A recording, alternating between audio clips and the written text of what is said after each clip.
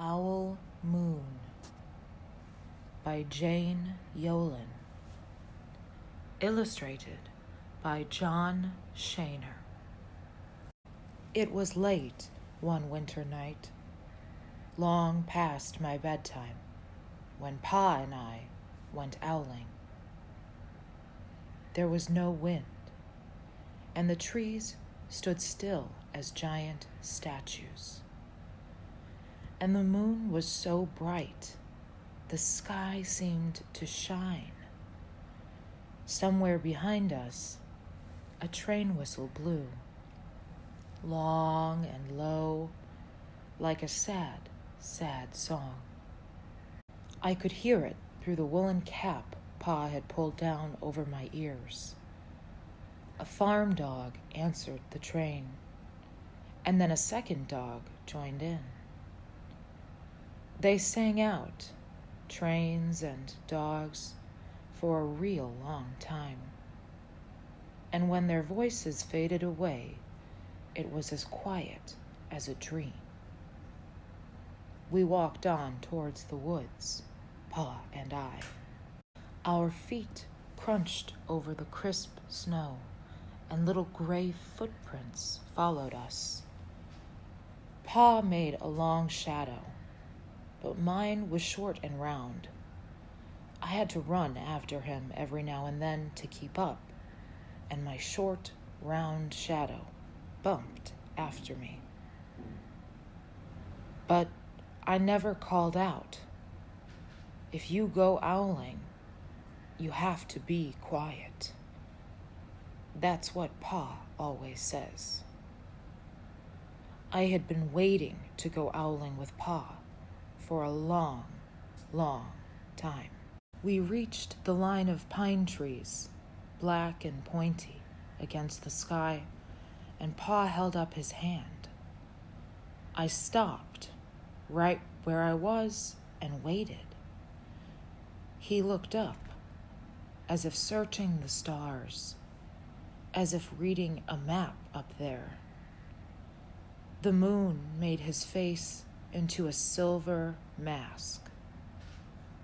Then he called.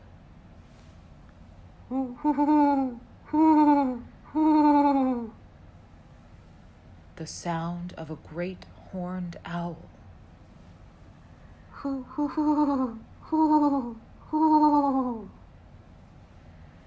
Again he called out, and then again. After each call, he was silent, and for a moment we both listened. But there was no answer. Pa shrugged, and I shrugged. I was not disappointed. My brothers all said, sometimes there's an owl, and sometimes there isn't. We walked on. I could feel the cold, as if someone's icy hand was palm down on my back. And my nose and the tops of my cheeks felt hot and cold at the same time. But I never said a word. If you go owling, you have to be quiet and make your own heat. We went into the woods. The shadows were the blackest things I had ever seen. They stained the white snow. My mouth felt furry, for the scarf over it was wet and warm. I didn't ask what kinds of things hide behind black trees in the middle of the night.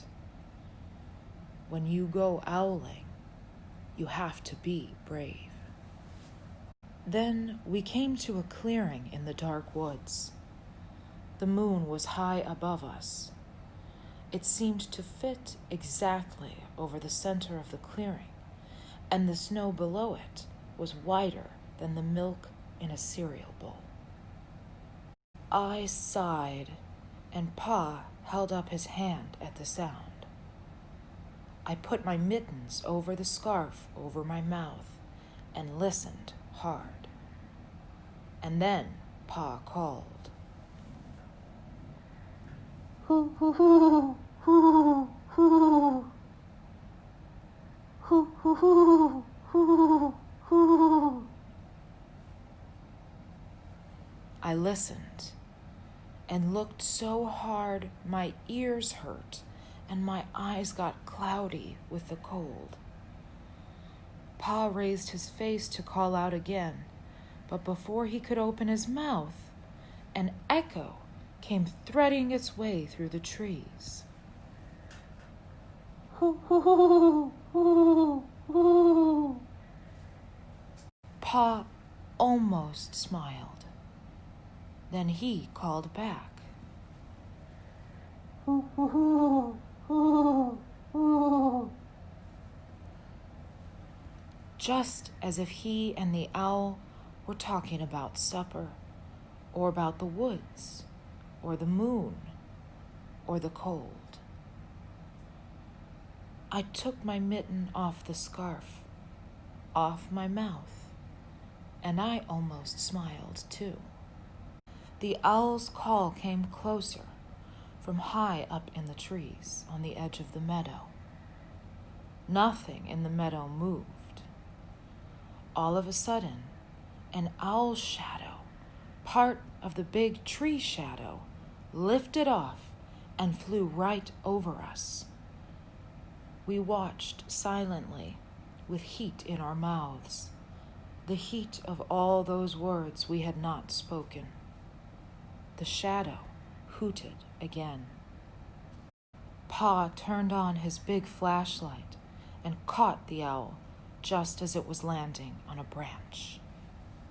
For 1 minute, 3 minutes, maybe even 100 minutes, we stared at one another.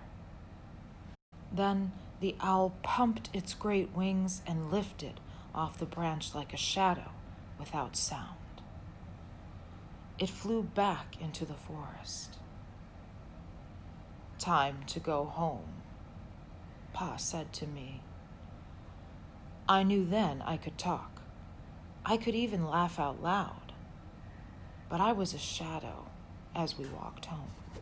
When you go owling, you don't need words or warm or anything but hope.